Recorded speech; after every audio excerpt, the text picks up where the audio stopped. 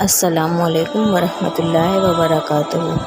امید ہے آپ سب خیریت سے ہوں گے، اپنوں میں اپنوں پیاروں کے ساتھ خوشحال زندگی گزار رہے ہوں گے اور ایمان اور صحت کی بہترین حالت میں ہوں گے۔ دعا ہے اللہ پاک آپ کو ایمان اور صحت کی بہترین حالت میں رکھے۔ میں حاضر ہوں آج اپنے ایک نئے ٹاپک کے ساتھ، تو چلیے شروع کرتے ہیں آج کا اپنا نیا ٹاپک۔ میرا ٹاپک ہے حج و عمرہ۔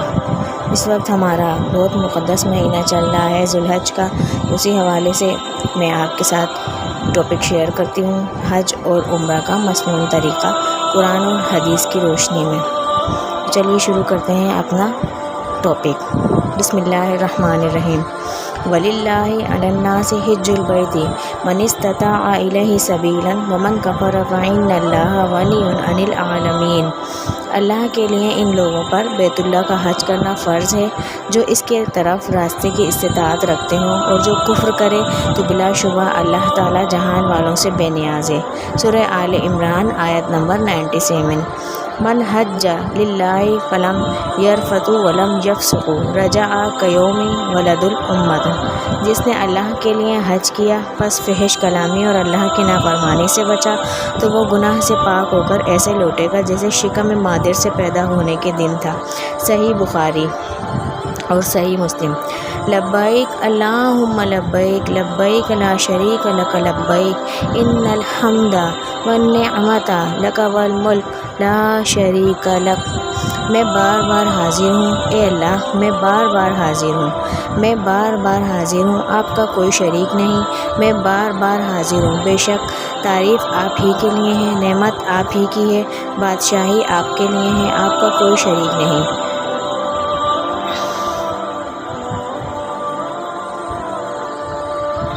حج کے ارکان۔ نمبر 1، نیت کرنا۔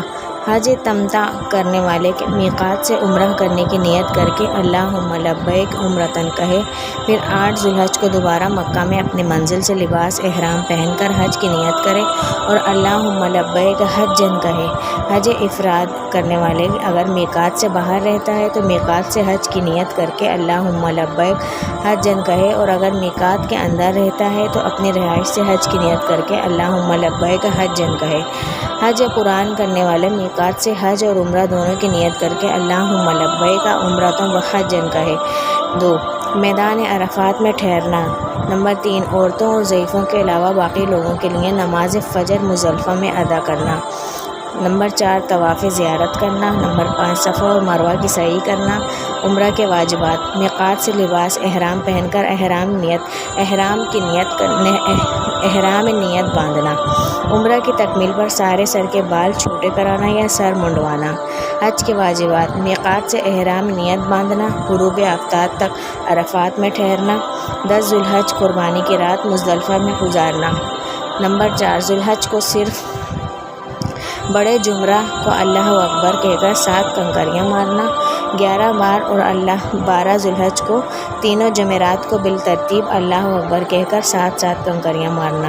نمبر 5، 11 اور 12 ذو الحج کی رات مینا میں گزارنا۔ نمبر 6، سارے سل کے بال چھوٹے کرانا یا سر منڈوانا، اور یہی افضل ہے۔ نمبر 7، طواف وداع کرنا۔ نیت اور احرام باندھنے کا طریقہ۔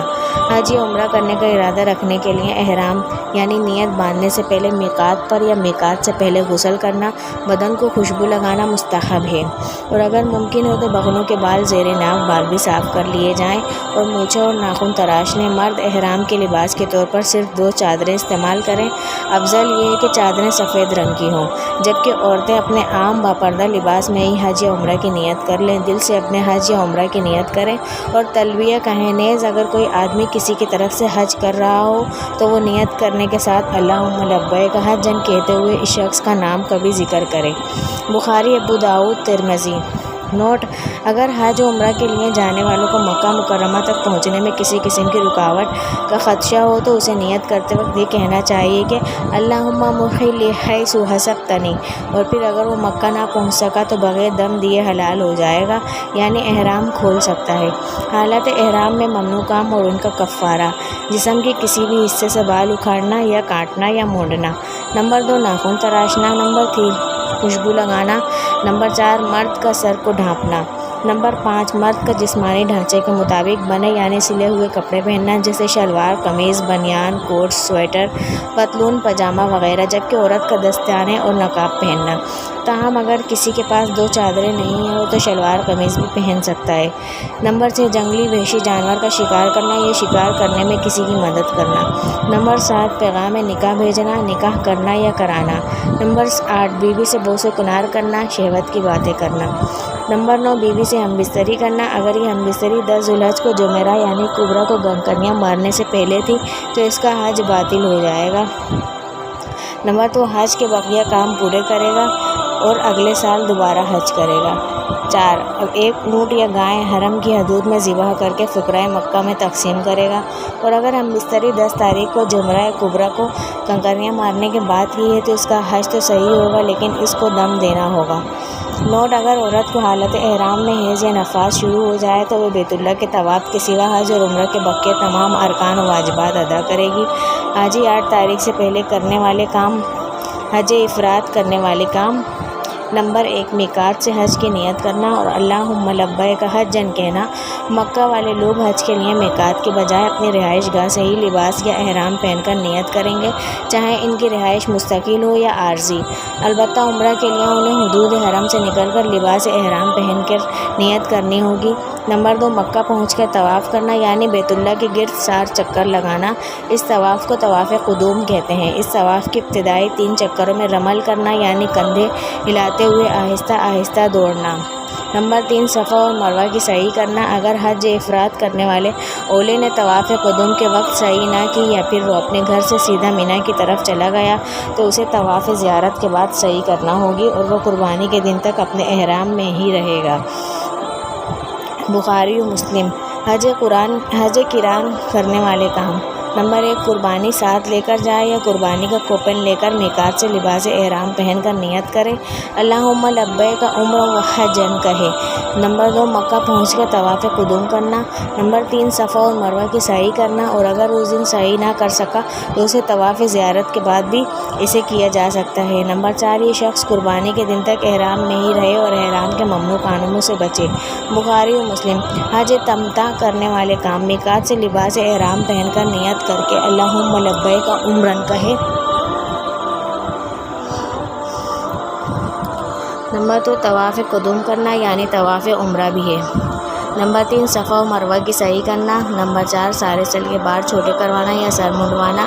نمبر 5، حالت احرام سے نکل جانا۔ بخاری و مسلم۔ فائدہ: بیت اللہ کا طواف کرتے وقت ہر چکر میں رکن یمانی اور حجر اسود کے درمیان یہ دعا پڑھنا مستحب ہے: ربنا آتنا فی الدنیا حسنۃ وفی الآخرۃ حسنۃ وقنا عذاب النار۔ نیز اس کے علاوہ ہر چکر کی کوئی دعا مخصوص نہیں، جو چاہیں اللہ تعالیٰ سے دعائیں کریں۔ فائدہ: صفا پر یہ دعا پڑھنا مستحب ہے: ان الصفا والمروۃ من شعائر اللہ، سورہ بقرہ آیت نمبر 158۔ اس کے بعد یہ الفاظ کہیں: ابدا بما بدا اللہ بہ، پھر قبلہ رخ ہو کر 3 مرتبہ اللہ اکبر کہے اور 3 بار یہ دعا پڑھے: لا الہ الا اللہ وحدہ لا شریک لہ لہ الملک ولہ الحمد یحیی ویمیت وہو علی کل شیء قدیر، لا الہ الا اللہ وحدہ لا شریک لہ انجز وعدہ ونصر عبدہ وہزم الاحزاب وحدہ۔ اور ان مذکورہ دعاؤں کے درمیان قبلہ رخ ہو کر ہاتھ اٹھا کر جو دل چاہے دعا کرے، اور مروہ پر بھی یہی دعا 3 مرتبہ اللہ اکبر کہہ کر پڑھے۔ یاد رہے، مردوں کے لیے 2 سبز نشانوں کے درمیان دوڑنا مستحب ہے۔ 8 ذوالحج کا دن، مینا کی طرف جانا۔ یاد رہے، حج تمتع کرنے والے اولا 8 تاریخ کو اپنی رہائش گاہ سے ہی لباس احرام پہن کر حج کی نیت کر کے یہ الفاظ کہے: اللہم لبیک حجاً۔ مینا میں اپنے اپنے وقت پر ظہر اور عصر، مغرب، عشاء اور صبح کی صلاۃ قصر کر کے 2 رکعت ادا کرے، جبکہ مغرب کی 3 رکعتیں پوری کرے۔ بخاری و مسلم۔ 9 ذوالحج عرفہ کا دن، مستحب ہے کہ سورج طلوع ہو جانے کے بعد تلبیہ اور تکبیریں کہتے ہوئے عرفات کی طرف جائیں۔ وہاں حجاج کا ایک اذان اور 2 اقامتوں کے ساتھ ہی ظہر کے وقت میں ظہر اور عصر کی صلاۃ قصر کر کے 2 رکعت ادا کریں، اور ہر صلاۃ کے لیے الگ الگ تکبیر اقامت کہی جائے۔ پھر سورج غروب ہونے تک عرفات میں رہیں اور اللہ کے ذکر، قرآن مجید کی تلاوت اور اللہ تعالیٰ سے دعا کرنے میں مشغول رہیں۔ دعا میں قبلہ کی طرف منہ کرنا مستحب ہے، نہ کہ جبل رحمت کی طرف۔ نیز حاجی کے لیے 9 ذی الحجہ جوڑے میں عرفات کا روزہ رکھنا غیر مشروع ہے۔ وادی ارنا میں میدان عرفات کی حدود میں داخل نہیں، لہٰذا وہاں ظہر اور عصر کی صلاۃ کے بعد ٹھہرنا صحیح نہیں۔ اسی طرح جبل رحمت پر چڑھنا بھی مستحب نہیں۔ اس دن یہ دعا پڑھنا سابقہ انبیاء اور نبی کریم صلی اللہ علیہ وسلم کی سنت ہے۔ لا الہ الا اللہ وحدہ لا شریک لہ لہ الملک وہو الحمد یحیی ویمیت وہو علی کل شیء قدیر۔ البتہ لیٹ ہو جانے والے اگر 10 ذی الحجہ کی رات کو طلوع فجر سے پہلے میدان عرفات میں پہنچ جائیں اور پھر فجر کی صلاۃ اور مزدلفہ میں ادا کریں تو اس کا رکن بھی ادا ہو جائے گا۔ صحیح بخاری و مسلم۔ نمبر 2، غروب آفتاب کے بعد مزدلفہ جانا۔ وہاں حاجی ایک اذان اور 2 الگ الگ تکبیروں یعنی اقامتوں کے ساتھ مغرب اور عشاء کی صلاۃ جمع کر کے قصر یعنی مغرب کی 3 رکعتیں اور عشاء کی 2 رکعتیں ادا کرے۔ بخاری و مسلم۔ نمبر 1، حاجی مزدلفہ میں یہ رات آرام کرتے ہوئے گزارے، وہاں فجر کی صلاۃ ادا کرے اور فجر کے بعد کثرت سے اللہ تعالیٰ کا ذکر اور دعا کرے حتیٰ کہ خوب سفیدی ہو جائے اور سورج طلوع ہونے سے پہلے مینا کی طرف نکل جائے۔ یاد رہے مشعر حرام کے پاس ٹھہرنا اور دعا کرنا مستحب ہے۔ کمزور عورتوں اور عمر رسیدہ اور معذوروں اور ضرورت مند لوگوں کے لیے چاند کے غروب ہو جانے آدھی رات کے بعد بھی مزدلفہ سے مینا کو جانا جائز ہے۔ بخاری و مسلم۔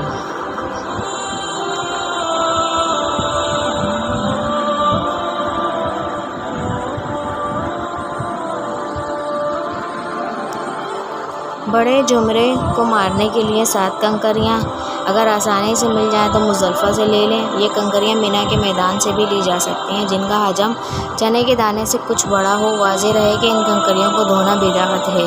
10 ذی الحجہ کا دن سورج طلوع ہونے سے پہلے مینا کی طرف جانا۔ وہاں حاجی پر یہ 4 کام کریں۔ ایک بڑے جمرہ کو ایک ایک کر کے 7 کنکریاں اللہ اکبر کہہ کر مارے اور اس کے بعد تلبیہ کہنا بند کر دے۔ قربانی کرنا، سارے سر کے بال چھوٹے کرانا یا منڈانا اور یہی افضل ہے۔ بخاری مسلم۔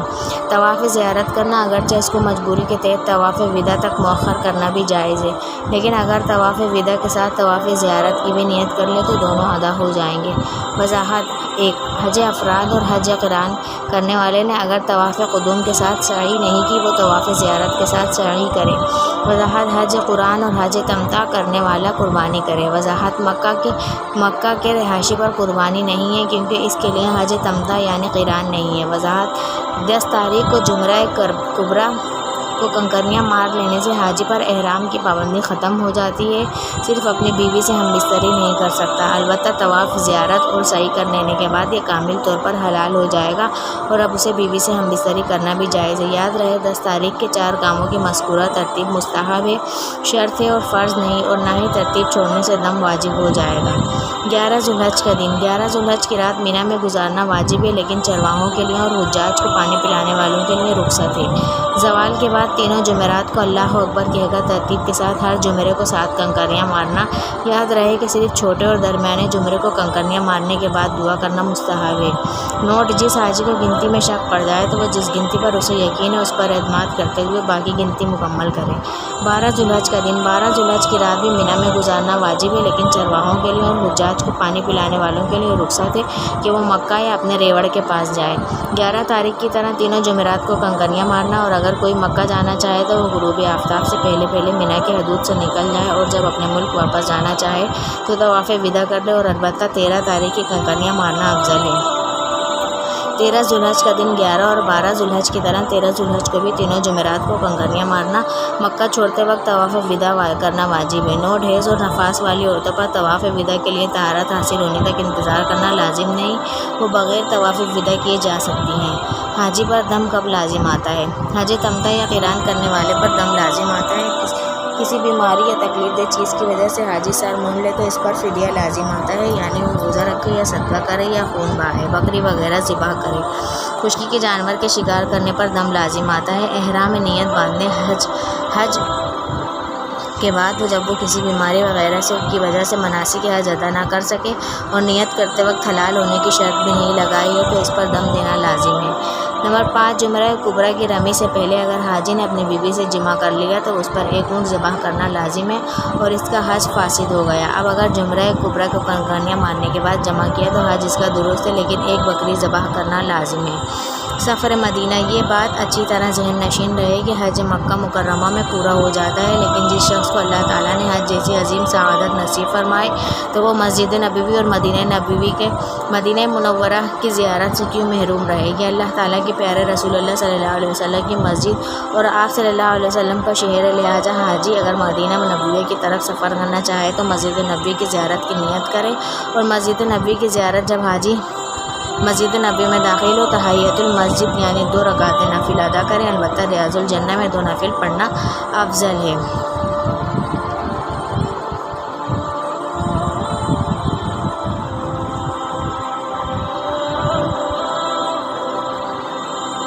حج عمرہ میں استعمال ہونے والے چند اصطلاحی کلمات اور ان کی تشریح۔ میقات حج یا عمرہ کے لیے احرام باندھنے کی جگہوں کو کہا جاتا ہے جہاں سے حج یا عمرہ کی نیت کی جاتی ہے۔ احرام حج یا عمرہ کے اعمال احرام سے شروع ہوتے ہیں اور احرام باندھنے کی جگہ میقات ہے۔ تلبیہ وہ مخصوص عربی الفاظ ہیں جو حاجی عمرہ اور حج کے بعض ارکان کے دوران پڑھتا ہے۔ تلبیہ حج اور عمرہ کے واجبات احرام میں سے ہے، جس میں سے ایک خاص جملہ لبیک کہا جاتا ہے۔ تلبیہ کا مشہور ترین جملہ لبیک اللہم لبیک لبیک لبیک لا شریک لک لبیک ان الحمد والنعمت لک والملک لا شریک لک لبیک، جو کہ غیر ضروری ہے کہ احرام کی نیت کے وقت صحیح عربی زبان میں کہا جائے۔ میقات سے مکہ تک پورے راستے میں مستحب ہے کہ یہ ذکر پڑھتے رہیں۔ کعبۃ اللہ مسجد حرام کے میں واقع ایک عمارت ہے جو مسلم قبلہ ہے، جس کی طرف رخ کر کے ہم عبادت کرتے ہیں۔ یہ دین اسلام کا مقدس ترین مقام ہے۔ صاحب حیثیت مسلمانوں کے لیے بیت اللہ پر حج کرنا فرض ہے۔ غلاف کعبہ یا کسوہ خانہ کعبہ کی دیواروں پر اور باب کعبہ دروازے کعبہ کو جس کپڑے سے ڈھانپا جاتا ہے اس کو غلاف کعبہ کہتے ہیں۔ میزاب رحمت عربی زبان میں میزاب پر نالے کو کہتے ہیں۔ خانہ کعبہ کی چھت پر لگا پر نالا جس سے بارش کا پانی کعبے کی چھت سے حتیم میں گرتا ہے، یہ پر نالا سونے کا بنا ہوا ہے۔ اس پر نالے کا پانی باعث رحمت تصور کیا جاتا ہے، اس لیے اس پر نالے کو عربی میں میزاب رحمت کہتے ہیں۔ حجر اسود خانہ کعبہ کے جنوب مشرق میں کے کونے میں مدنصب ہے، اس سے خانہ کعبہ کا طواف شروع اور ختم ہوتا ہے۔ یہ فرش سے 1.5 میٹر کی اونچائی پر لگا ہوا سیاہ رنگ کا پتھر ہے جس کی حفاظت کے لیے اسے چاندی کے فریم میں لگوا دیا گیا ہے۔ حجر اسود جنت کے یاقوتوں میں سے ایک ہے جسے سیدنا آدم علیہ السلام اپنے ساتھ جنت سے لائے تھے اور تعمیر بیت اللہ کے وقت ایک گوشے میں نصب فرمایا تھا۔ ملتزم باب کعبہ اور حجر اسود کے درمیان بیت اللہ کی دیوار کا حصہ ملتزم کہلاتا ہے۔ بیت اللہ کے وہ مقامات جہاں دعائیں قبول ہوتی ہیں ان میں ملتزم کو خاص اہمیت حاصل ہے۔ ملتزم ایسی جگہ کو کہتے ہیں جس سے چمٹا جاتا ہے۔ زائرین یہاں اپنے رب سے اپنے گناہوں کی مغفرت طلب کرتے ہیں اور دنیا اور آخرت کی نعمتیں عطا کرنے کی التجا کرتے ہیں۔ مقام ابراہیم وہ پتھر جس پر کھڑے ہو کر حضرت ابراہیم علیہ السلام نے خانہ کعبہ کی دیواریں اٹھائی تھیں، اس پر حضرت ابراہیم علیہ السلام کے قدموں کے نشانات پڑے ہوئے ہیں اور یہ پتھر اب تک موجود ہے۔ آپ کے قدموں کے نشان پر پیتل کا خول چڑھا ہوا ہے۔ مطاف خانہ کعبہ کے ارد گرد صحن میں جس میں طواف کیا جاتا ہے اسے مطاف کہتے ہیں۔ حتیم حجر اسود یعنی حجر اسماعیل خانہ کعبہ کے شمال کی طرف ایک دیوار ہے جس کے اوپر طواف کیا جاتا ہے۔ اس دیوار کے متعلق کہا جاتا ہے کہ وہ خانہ کعبہ میں شامل تھی۔ طواف سے مراد خانہ کعبہ کے گرد 7 بار چکر لگانا ہے جو حج و عمرہ کے واجب اعمال میں سے ہے۔ طواف کے بعد مقام ابراہیم کے پیچھے 2 رکعت نماز پڑھی جاتی ہے جسے نماز طواف کہا جاتا ہے۔ استباء احرام کے اوپر کی چادر کو دائیں بغل کے نیچے سے کر کے اس کے دونوں اطراف بائیں کندھے پر ڈالیں اور یہ طواف کے وقت ایسا کرنا مسنون ہے۔ اس کو استباء کہتے ہیں لیکن عورت کے لیے نہ رمل ہے اور نہ استباء۔ رمل کندھوں کو ہلا کر پہلوان کی طرح تیز چلنے کا نام ہے۔ یہ طواف کرتے وقت پہلے 3 چکروں میں کیا جاتا ہے، باقی 4 چکر میں رمل نہیں ہے۔ زمزم سب پانیوں کا سردار، سب سے زیادہ شرف و قدر والا۔ زمزم روایت کے مطابق یہ چشمہ خدا کے لطف و کرم سے حضرت اسماعیل علیہ السلام کے لیے جاری ہوا تھا اور پیغمبر اکرام نے اس پانی کے تمام پانیوں سے افضل و برتر و شفا بخش قرار دیا ہے۔ زمزم کا پانی جس مقصد کے لیے پیا جائے وہ پورا ہوتا ہے۔ صحیح صفا مروہ مسجد الحرام سے متصل دیواروں کے پہاڑوں کا نام ہے۔ ان 2 پہاڑوں کے درمیانی فاصلے کو مسعی کہتے ہیں۔ جو تقریباً 395 میٹر ہے۔ انہی دونوں پہاڑوں پر چڑھ کر اور چکر لگا کر حضرت بی بی ہاجرہ رضی اللہ تعالیٰ عنہ نے اس وقت پانی کی جستجو اور تلاش کی تھی کہ جب حضرت اسماعیل علیہ السلام شیرخوار بچے تھے، پیاس کی شدت سے بے قرار ہو گئے تھے۔ اسی لیے زمانہ قدیم سے یہ دونوں پہاڑیاں بہت مقدس مانی جاتی ہیں اور حجاج کرام ان دونوں پہاڑوں پر چڑھ کر بڑے احترام اور جذبہ عقیدت کے ساتھ دعائیں مانگتے ہیں۔ سعی حج و عمرہ کے سے متعلق ایک اسلامی اصطلاح دوران حج صفا و مروہ اور پہاڑوں پر چڑھنے اور مخصوص انداز میں ان کے درمیان 7 چکر لگانے کو سعی کہا جاتا ہے۔ صفا کی طرف سے مروہ تک جایا جائے، یہ ایک چکر ہے، اور اب مروہ سے صفا کی طرف واپس آئے تو یہ دوسرا چکر ہو گیا۔ اسی طرح 7 چکر پورے کیے جاتے ہیں۔ اسی طرح آخری چکر مروہ پر ختم ہوگا۔ حلق و قصر، حلق سر کے بالوں کو تراشنا اور تقصیر سر کے بالوں کو چھوٹا کرنا ہے۔ حج عمرہ کے واجبات میں سے مختلف مواد میں ان میں سے ایک انجام دینا واجب ہے۔ حلق اور تقصیر بھی حج عمرہ کے دوسرے اعمال کی طرح عبادات میں شمار ہوتی ہے۔ اس بنا پر قصد و قربت کے محتاج ہیں۔ مینا وہ مقام ہے جہاں سے عازمین حج 6 روزہ حج پروگرام کا آغاز کرتے ہیں۔ یہ تاریخی اور دینی اہمیت کا حامل مقام ہے۔ قیام مینا 8 ذوالحج کو حجاج کرام احرام باندھ کر تمام حجاج مینا میں قیام کرتے ہیں۔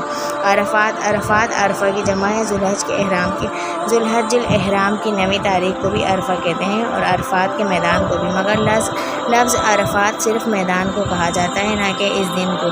چنانچہ اس جگہ کا ہر حصہ عرفہ ہے، اس لیے جمع کا لفظ عرفات استعمال کیا جاتا ہے۔ عرفہ سال کے 354 دن غیر آباد رہتا ہے اور صرف ایک دن کے 8 سے 10 گھنٹوں کے لیے 9 ذوالحج کو ایک عظیم الشان شہر بنتا ہے، جہاں دنیا کے گوشے گوشے سے آنے والے عازمین حج 9 ذوالحج کو جمع ہوتے ہیں۔ وقوف عرفات کو حج کا سب سے عظیم رکن، سب سے بڑا عمل قرار دیا گیا ہے۔ اگر عازمین حج باقی تمام ارکان ادا کریں دیں اور وہ مقررہ وقت کے وقت کسی بھی وجہ سے میدان عرفات کی حدود میں نہ پہنچے تو ان کا حج ادا نہیں ہوتا۔ عرفہ کا دن مغفرت اور گناہوں سے معافی کا دن ہے، اللہ تعالیٰ کے انعام و اکرام کا دن ہے۔ وقوف عرفات کو حج کا سب سے عظیم رکن، سب سے بڑا عمل قرار دیا گیا ہے۔ اگر عازمین حج باقی تمام ارکان ادا کر دیں، لیکن اگر وہ مقررہ وقت کے دوران کسی بھی وجہ سے میدان عرفات کی حدود میں نہ پہنچ سکے تو ان کا حج ادا نہیں ہوتا۔ عرفہ کا دن مغفرت اور گناہوں سے معافی کا دن ہے، اللہ تعالیٰ کے انعام و اکرام کا دن ہے۔ مزدلفہ عربی مزدلفہ حج سے متعلق ایک کھلی جگہ ہے۔ یہ مینا کے جنوب میں مشرق میں مینا اور عرفات کے درمیان واقع ہے۔ ہر سال مسلمان حج کے موقع پر 9 ذوالحج کو مغرب کے بعد عرفات سے یہاں آتے ہیں اور رات کھلے آسمان کے نیچے بسر کرتے ہیں۔ یہاں سے ہی شیطانوں یا جمعرات کو کنکریاں مارنے کے لیے بھی چنی جاتی ہیں۔ اگلے دن فجر کے بعد حجاج مینا کے لیے روانہ ہو جاتے ہیں۔ وقوف مزدلفہ کا اصل وقت طلوع فجر صبح صادق سے طلوع شمس تک کے رات کا قیام سنت ہے۔ جمعرات حجاج کرام 10، 11 اور 12 تاریخ کو پتھر کے جن 3 ستونوں کو باری باری کنکریاں مارتے ہیں، ان کو جمعرات یا جمار کہا جاتا ہے۔ رمی جمعرات شیطان کو کنکریاں مارنا مناسک حج میں سے ایک واجب عمل ہے، جس کے معنی مینا میں بنائے گئے شیطان کے مجسموں پر 7 کنکریاں مارنے کے ہیں۔ یہ عمل سرزمین مینا میں عید قربان اور اس کے 2 دن بعد انجام دیا جاتا ہے۔ یہ عمل ایک طرح سے حضرت ابراہیم کے اعمال کی پیروی میں انجام دیے جاتے ہیں۔ ذبیحہ بسم اللہ کہہ کر اللہ اکبر کہہ کر حلال جانور کے گلے کی رگوں کو کاٹنا تاکہ خون نکل جائے، ایسا جانور ذبیحہ کہلاتا ہے۔ طواف زیارت سے مراد وہ طواف ہے جو حج و عمرہ کا واجب رکن ہے، اسے طواف فرض یا طواف فریضہ یا طواف رکن نیز کہا جاتا ہے۔ طواف وداع اس طواف کو کہتے ہیں جو اپنے وطن کو واپسی کے وقت بیت اللہ شریف سے رخصت ہونے کے لیے کیا جاتا ہے۔ طواف وداع کا وقت طواف زیارت کے بعد شروع ہو جاتا ہے اور اسے طواف رخصت بھی کہا جاتا ہے۔ دم حج کے دوران حاجی سے ہونے والی مخصوص غلطیوں کو کفارے کے اصطلاح کو حج میں دم کہا جاتا ہے۔ حج کے دوران ہونے والی غلطیوں پر 3 طرح کا کفارہ ہوتا ہے۔ دم بدینہ میں جانوروں کی قربانی دینی ہوتی ہے جن کا گوشت حاجی نہیں کھا سکتا، بلکہ وہ مساکین میں تقسیم کیا جائے گا اور یہ وہیں ذبح کیے جا سکتے ہیں جہاں حج کی قربانی کے جانوروں کو ذبح کرنے کا حکم ہے۔ اللہ تعالیٰ تمام حجاج کا حج مقبول و مبرور فرمائے، آمین۔ तलबिया कहने वाले लब्बैक अल्लाहुम्मा लब्बैक लब्बैक ला शरीक लक लब्बैक इन्नल हम्दा वन निअमत लक वल मुल्क ला शरीक लक। जब तलबिया कहता है तो इसके दाएं बाएं ज़मीन के आखिरी कोने तक पत्थर, दरख्त और मिट्टी के ज़र्रे भी तलबिया कहते हैं। जो शख्स हज के लिए निकला फिर रास्ते में मर गया तो उसके अमाल नामे में क़यामत तक हज का सवाब लिखा जाता रहेगा। और जो शख्स उम्रा के लिए निकला फिर रास्ते में मर गया तो उसके अमाल नामे में क़यामत तक उम्रा का सवाब लिखा जाता रहेगा। जब भी कोई मोमिन अपने दिन एहराम की हालत में गुजारता है तो उस दिन का सूरज उसे गुनाहों को साथ लेकर डूब जाता है। जब कोई तकबीर या तलबिया कहते हुए ऊंची आवाज़ करता है तो उसे खुशखबरी दी जाती है। सहाबा ने पूछा, है अल्लाह के रसूल, जन्नत की? आपने फरमाया, हाँ। जो शख्स तवाफ़ के साथ चक्कर लगाए उसमें से कोई लग़वी काम ना करे उसे एक ग़ुलाम आज़ाद करने के बराबर अजर मिलता है। जो शख्स गिन कर तवाफ़ के पूरे 7 चक्कर लगाए 2 रकात नमाज अदा करे वो वैसे है जैसे इसने ग़ुलाम आज़ाद किया। जिसने बैतुल्लाह का तवाफ़ किया और तौबा तो हर कदम उठाने और हर कदम रखने पर अल्लाह ताला ने इसके लिए एक नेकी लिख देता है, उसकी एक बुराई मिटा देता है, उसके लिए एक दर्जा बुलंद कर देता है। तवाफ़ करने वाला जब कोई हाजी तवाफ़ में अपना कदम उठाता है और रखता है तो इसके 10 नेकियां लिखी जाती हैं और 10 गुनाह मिटा दिए जाते हैं, 10 दर्जे बुलंद किए जाते हैं। और तवाफ़ के बाद जब वो 2 रकातों का सवाब ऐसे है जैसे बनी इस्माइल में एक ग़ुलाम आज़ाद करना। बेशक हजर अस्वद और रुकन यमानी को छूने से गुनाह जड़ जाते हैं। बेशक इन दोनों का छूना गुनाहों का कफ़ारा है। बेशक अल्लाह ताला क़यामत के दिन हजर अस्वद को इस हाल में ले आएगा कि इसकी 2 आँखें होंगी जिनसे वो देखेगा और एक ज़बान होगी जिनसे वो बात करेगा। चुनांचे जिसने उसे हक़ के साथ छुआ होगा वो इसके बारे में गवाही देगा। और सफ़ा और मरवा के दरमियान सई करना 70 ग़ुलाम आज़ाद करने के बराबर है। ज़मज़म का पानी वो मुबारक पानी है, भूखे को आसूदा कर देता है, बीमार के लिए शिफा है, हज़ार के लिए उसे जिस मकसद के लिए पिया जाए वो पूरा होता है। और तेरा अपने सर को मुंडना हर तेरे बाल के सदक़े तुझे एक नेकी मिलेगी और एक बुराई मिटेगी। और तेरा सर मुंडना ज़मीन पर गिरने वाला तेरा हर बाल क़यामत के दिन नूर होगा। इस तरह से सर मुड़ने वाले को लिए अल्लाह ताला ने रसूल अल्लाह सल्लल्लाहु अलैहि वसल्लम ने 3 मरतबा मग़फ़िरत की दुआ फरमाई। अल्लाह सुब्हाना व तआला तमाम मुसलमानों को हज और उम्रा की सआदत नसीब फरमाए। और जो हज करने के लिए गए हुए हैं अल्लाह ताला उनके हज को कबूल मकबूल फरमाए अपनी बारगाह में। और हम सब की बख्शिश व मग़फ़िरत फरमाए, हम सब को हज की सआदत नसीब फरमाए। अल्लाह रब्बुल इज़्ज़त से दुआ है कि मेरा और आपका ख़ात्मा ईमान पर हो और हम सबको हज उम्र की सआदत नसीब फरमाए और सही तरीके से हज के अरकान अदा करने की तौफ़ीक़ अता फरमाए। आमीन सुम्मा आमीन बिरहमतिक या अरहमर राहिमीन। अगर आपको मेरी वीडियोस पसंद आ रही हैं तो प्लीज़ लाइक कीजिए, शेयर कीजिए और मेरे चैनल को लाजमी सब्सक्राइब कीजिए। जज़ाकल्लाहु खैरन कसीर।